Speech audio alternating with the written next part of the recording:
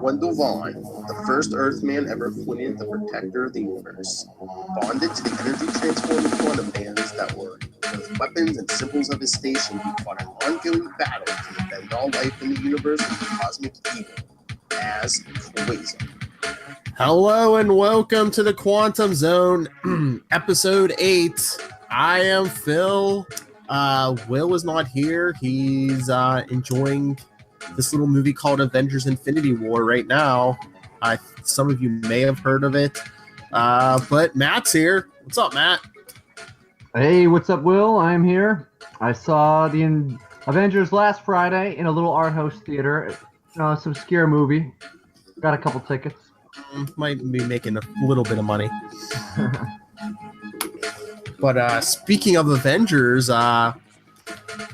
tonight we're talking Avengers 305. You'll know a lot of Avengers right away. First splash page, boom. There's a ton of them. Yeah, because it opens up with like Captain America, like turning on the lights in the conference room.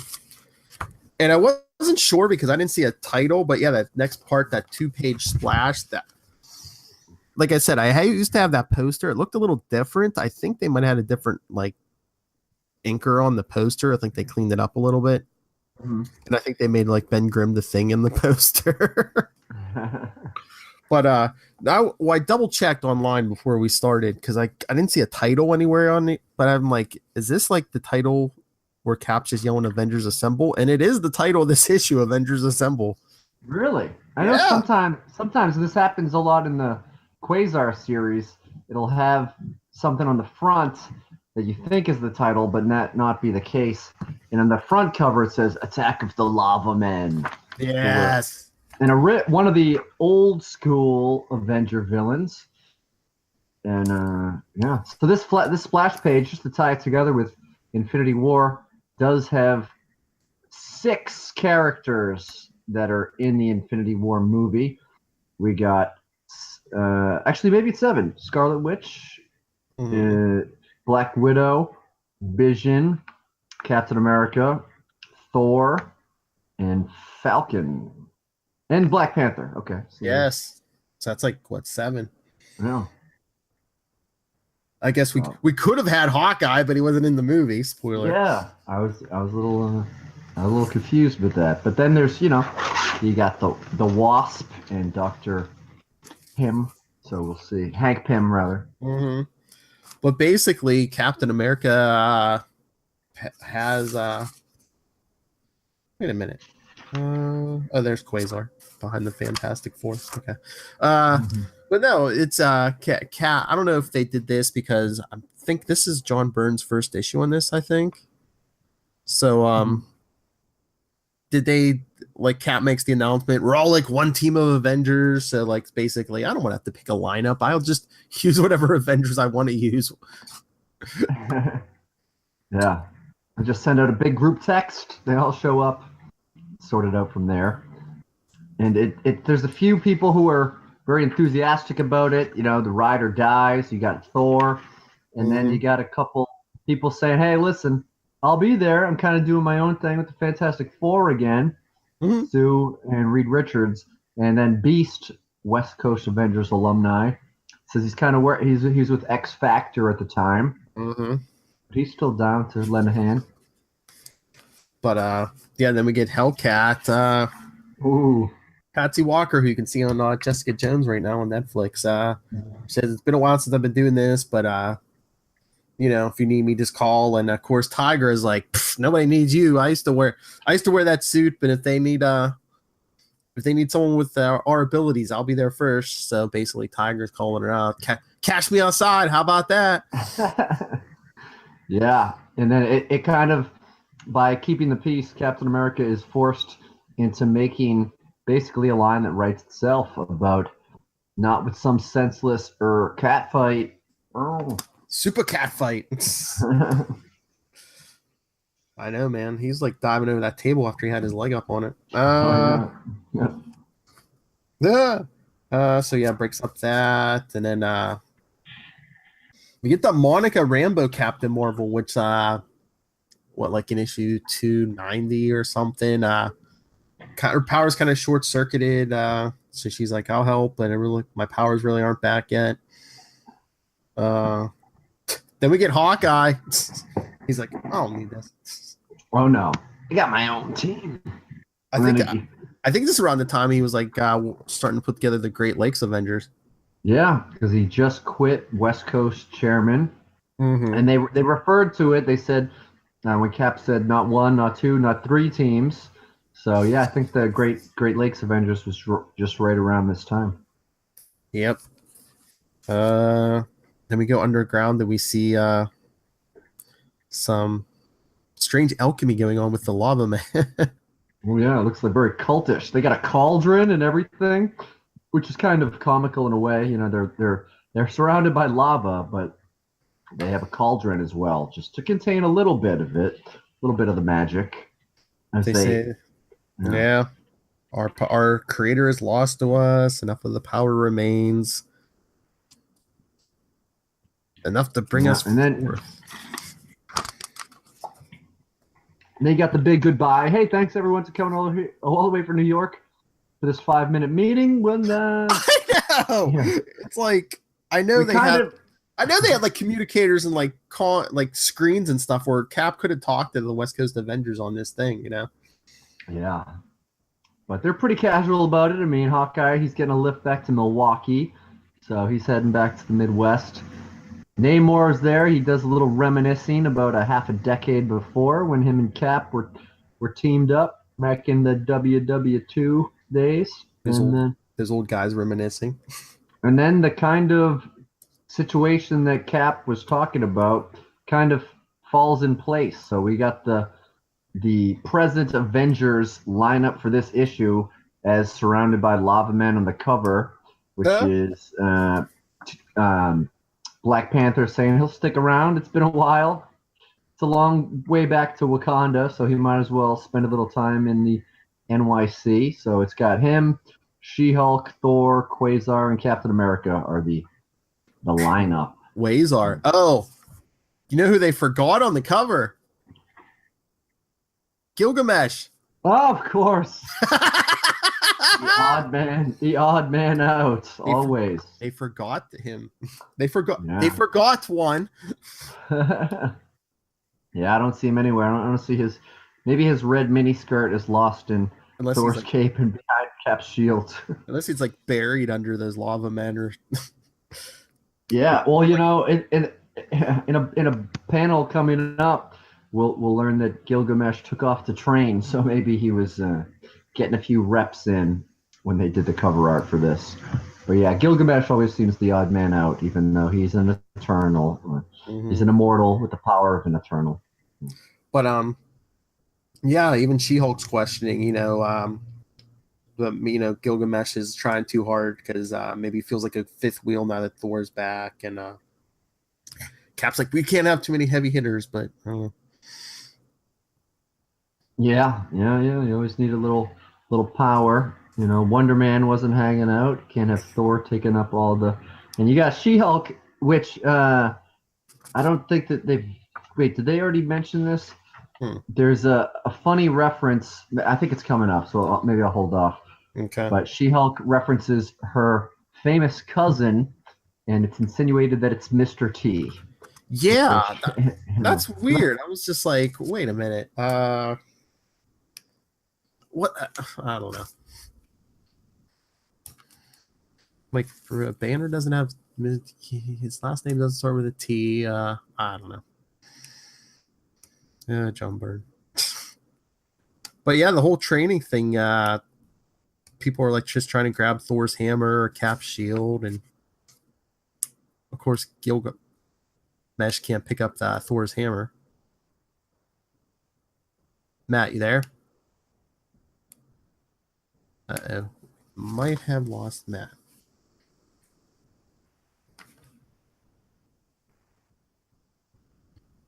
Matt.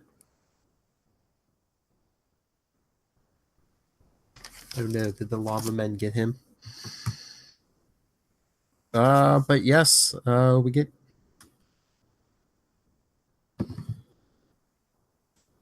we get the training, and like I said, Gilgamesh tries to pick up Thor's hammer, but of course he can't. And I don't know how Gilgamesh doesn't know this by now, that he can't pick up Thor's hammer, but Thor explains the whole enchantment thing to him.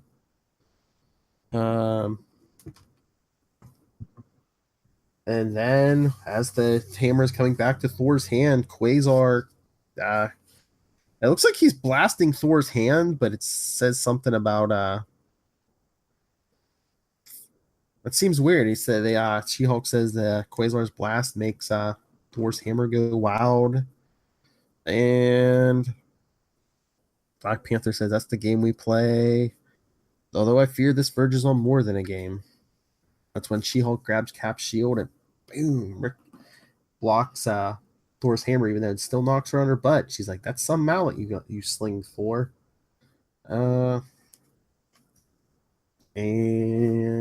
Quasar and Cap are helping her up, and Quasar's like, "Oh, I'm sorry, I just got caught up in the excitement." And Cap's like, "That's the kind of carelessness that could get someone killed in a real situation. You may be a trained shield agent, but you're new to the Avengers, Quasar. Join me later, and I'll be happy to run you through a few drills to sharpen your skills." And he's like, "Thanks, Captain. I appreciate it." I'm like, this, I don't know, that scene always rubbed me the wrong way. It's like, why are they treating Quasar like a kid or a rookie here? Yeah, he's new to these quantum bands, I guess, but he was an agent of S.H.I.E.L.D. for how many years? He did work for Project Pegasus for how long? I don't know. The timeline's kind of weird. Is it months? And he didn't have the full power of the bands, but maybe that's it. That now that he's finally unlocked the full power of the bands. And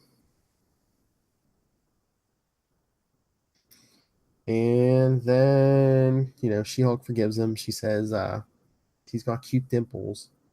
That's when Jarvis brings lunch. Until get a rumble.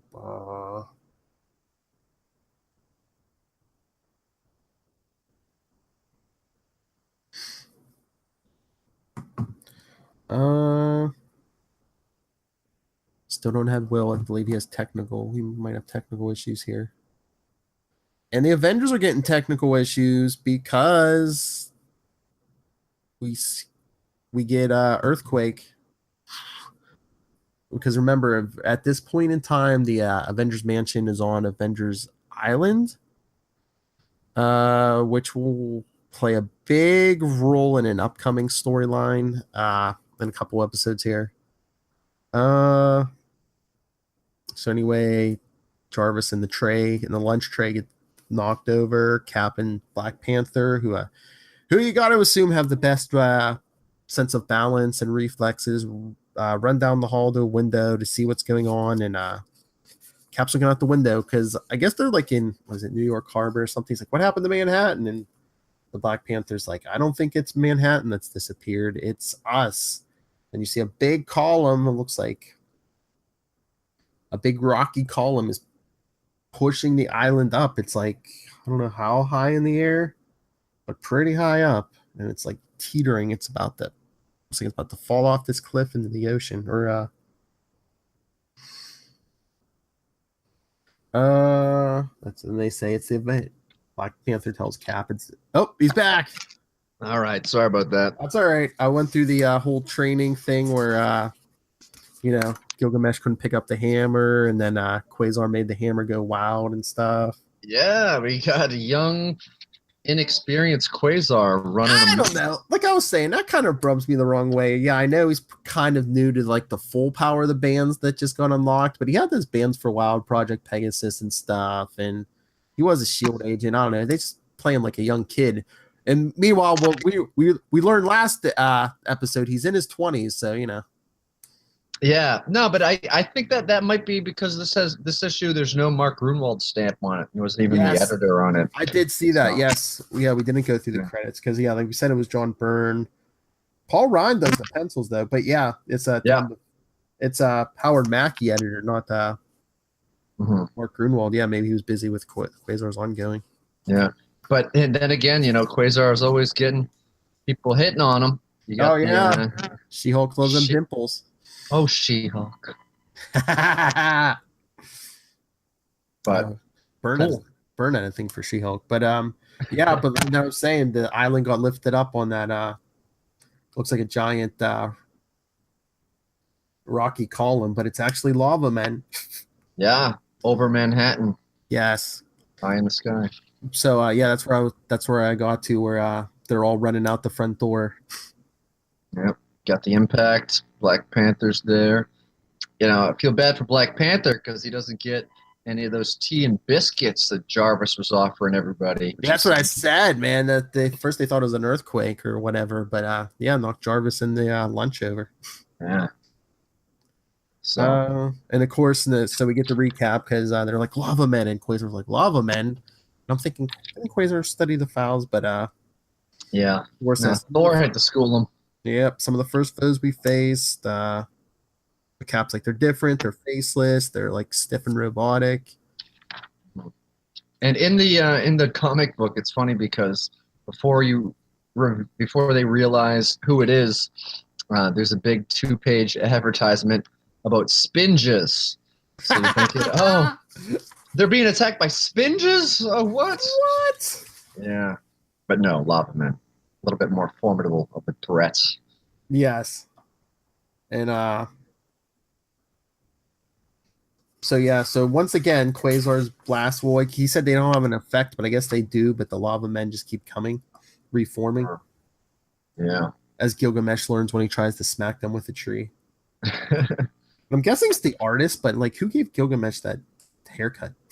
Yeah, it's a little. I don't know. It's like Friar Tuck, well, Conan, but yeah, it's a little weird one. And then Gilgamesh pretty much gets his own page with the little She-Hulk action at the end, and they're kind of going with the they still stay true to the Avengers don't kill, and She-Hulk saying, well, I wouldn't do this if they were alive, but boom, throws a tree on them. Didn't really work too well.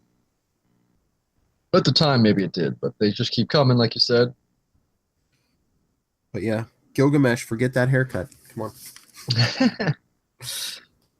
But yeah, Black Panther's jumping around, and then him and Black Panther and Quasar. Quasar comes with an idea. He's like, "Can you lure them to the edge?" And Black Panther's like, "Yeah, especially if you're going to do what I think you're going to do." So he leaps over to lava men, and Quasar blasts them off, and then Thor's like, "Hey, that's a good idea," and tries to whirl his hammer and blow the more lava men off the edge. Yeah, see, I like that.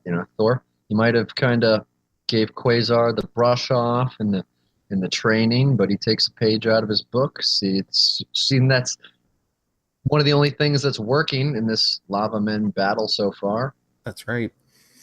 He gets into it. Yeah, it looks like Thor's like blasting some lightning or something out of that hammer. But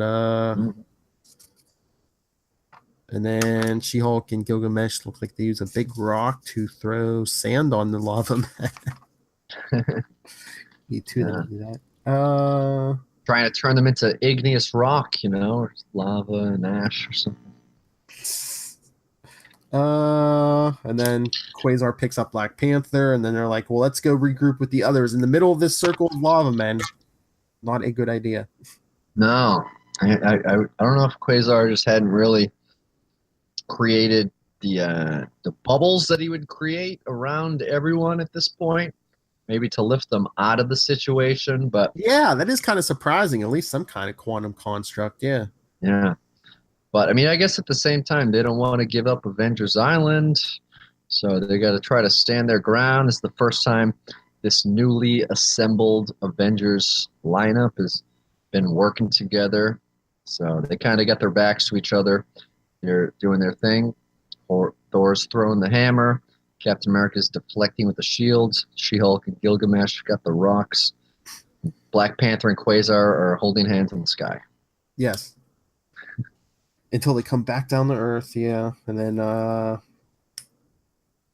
because Black Panther's like, oh, we need all the Avengers in one combined front, and Cap's like, always a good strategy, T'Challa, especially in a losing situation. And Quasar's like, Cap, you're giving up?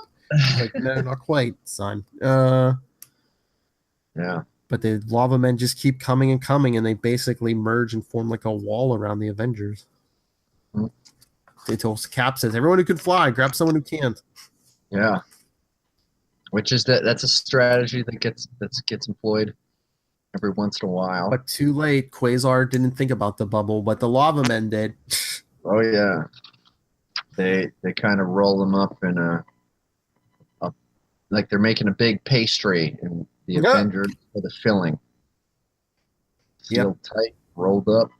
And the Avengers are all trying to break out. And it's hot because, of course, it's lava. Yeah. And then they start rolling, and I think Cap says, "Well, can you tell which way we're rolling?" And She-Hulk says, "Does it really matter?" And he says, "It does indeed, She-Hulk. In addition to being roasted alive, unless I missed my guess, we're rolling towards the edge of the island. And if we go over, it's a long, long drop to the ocean. And I don't know if we can survive it." That's our literal cliffhanger. I know. Well, That's they're not hanging, but yes. Yeah. Yeah. Our cliff faller. Yes. Next issue, Submariner returns, but in time to save the Avengers or join in their fate. Don't miss Underworld.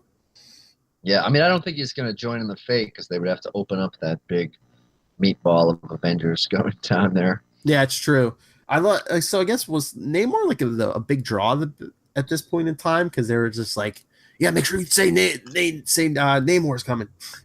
Yeah, I don't know. I mean, I never was a big reader of. I never sought out that many of his single books. His solo series. I feel like I might have read a couple if they crossed over into some storylines, but I don't know. I just wasn't that into it. Maybe his feet threw me off, but they got the little fins or feathers on them, and the Spock ears.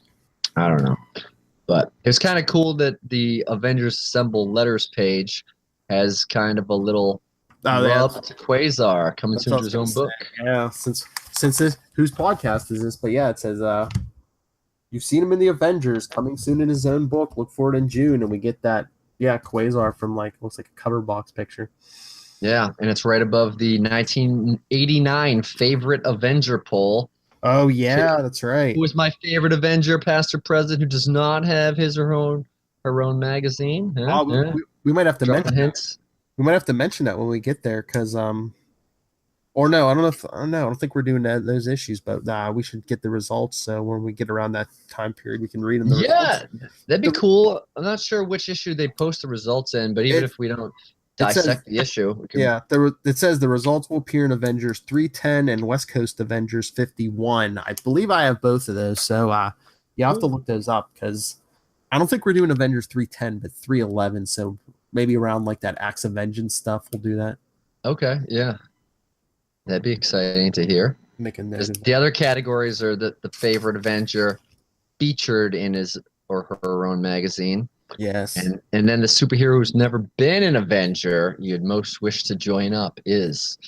Now, do you want to put yourself in Phil 1989's shoes? Who would you vote for at this point? Oh, I don't know. Were you reading the Avengers as an ongoing series I think this is like when I really started reading it monthly, because I was, let's see, how old was I? 11. So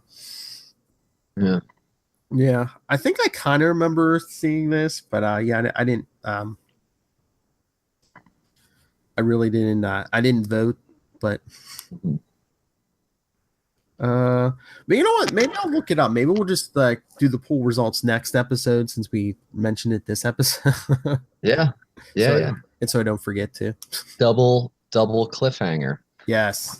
I'll try to think. I'll rack my brain. It might be tough to put myself back in those shoes back then, but that'd be fun. And then we can mention it to Will in an email. Since he didn't join us for this episode, he can at least put his poll in there, and hey, maybe he voted on it.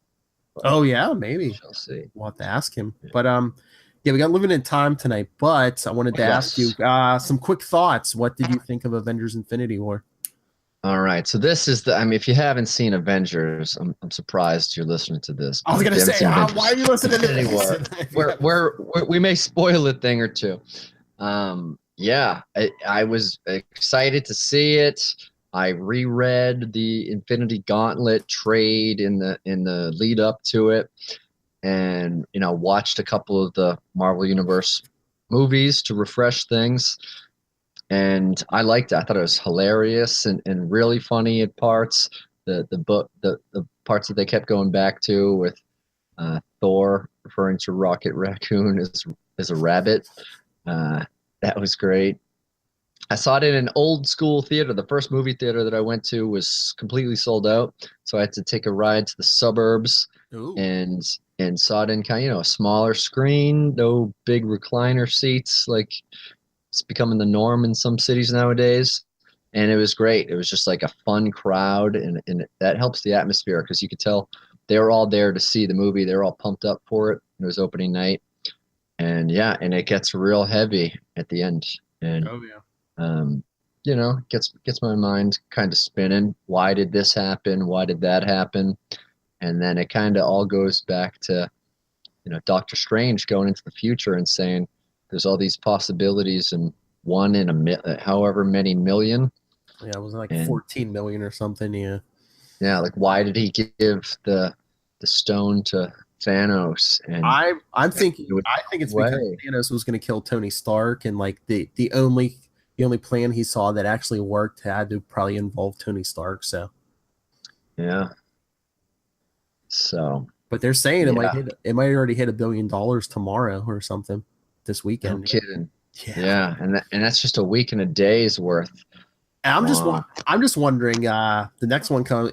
Avengers 4 comes out next year. I wonder if it's gonna even beat Infinity War because we did it and on like a big cliffhanger. So I wonder if like part 2 is gonna draw even more people.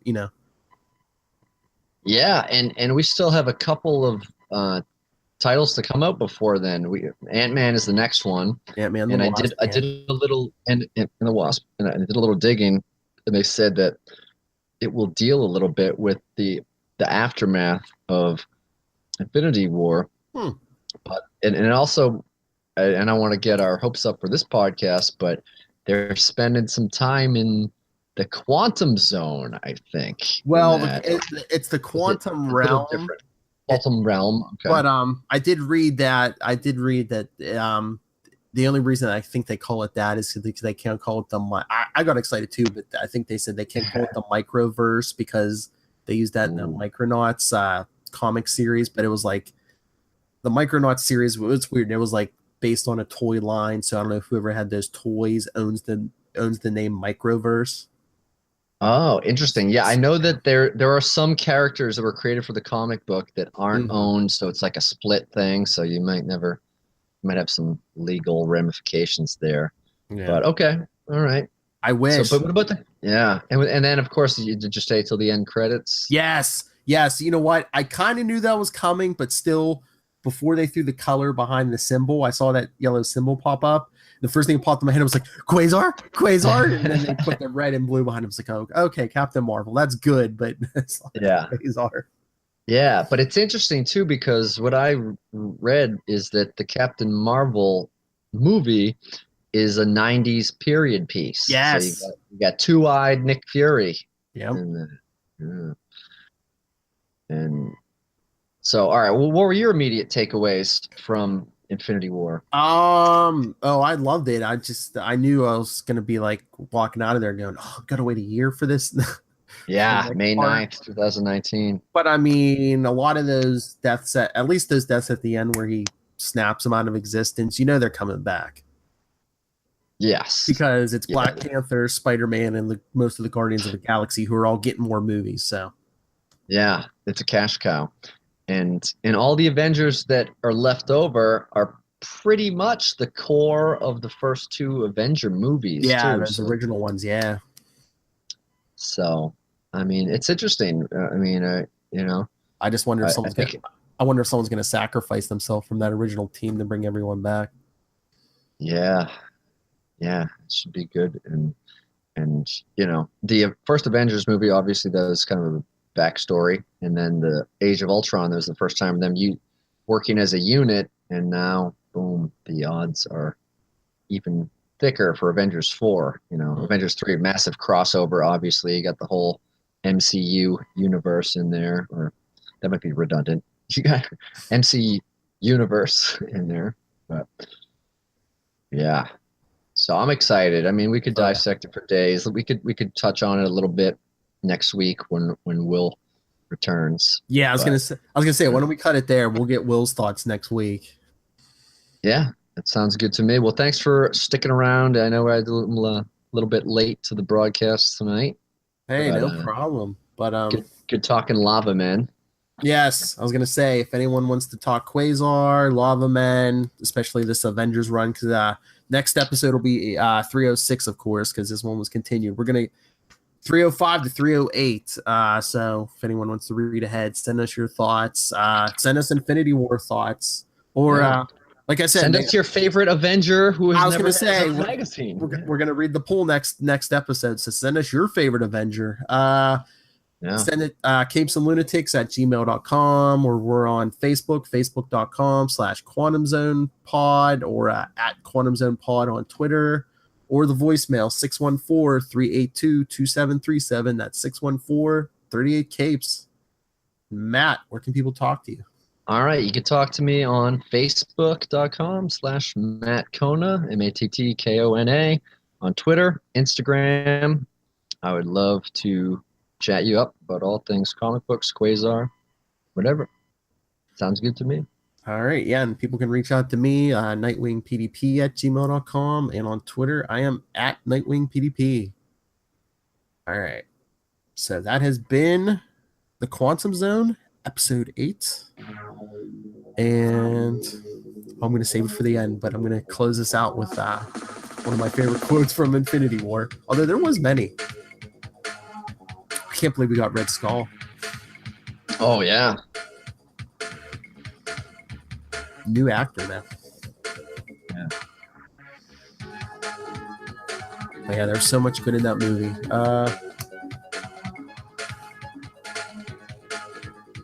But yes, hopefully next week the return of Master of the Quantum Zone, Will, and like you said, we'll get his thoughts on Infinity War. Yeah. Hopefully he won't be reluctant to return like Hulk was reluctant to return after getting beaten down by Thanos in the beginning. I don't think Will's going to be afraid like Hulk was. No. Hulk's just not used to losing a fight. That's what happens. I know. You lose that undefeated, that zero. Boom. All right, everyone, join us next week, and remember, we're here to we're here to kick names and take butt. Good night.